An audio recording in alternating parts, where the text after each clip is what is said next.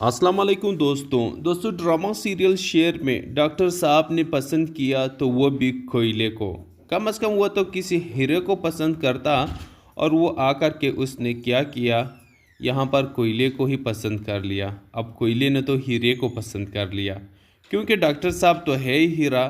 अब यहाँ पर ताज बीबी जो है वो तो कोयला है।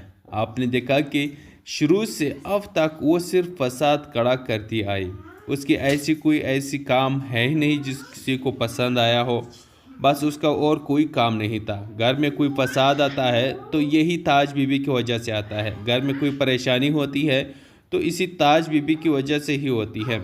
घर में कोई खुशी होती है तो वो भी गम में तब्दील होती है, इसी ताज बीबी, इसी कोयले की वजह से।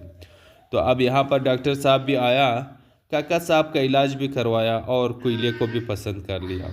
खैर, उसके लिए तो ये कोयला हीरा है, क्योंकि उसकी ज़िंदगी में तो कोई है ही नहीं। जो था वो तो चली गई, यानी वो अल्लाह को प्यारी हो गई। अब ये यूँ समझे कि दोनों कंवारे ही थे। अब दोनों ने एक दूसरे को पसंद कर लिया। अब पसंद की शादी एक दूसरे से कर भी ली। लेकिन डॉक्टर साहब के भी इतने बड़े बड़े बेटे हैं, जवान से। हर किसी का उम्र 30 से 40 साल है, लेकिन डॉक्टर साहब खुद भी बूढ़ा आदमी है। और साथ में ताज बीबी भी बेचारी ऐसी बूढ़ी हो गई, बिना शोहर के, बिना शादी किए के।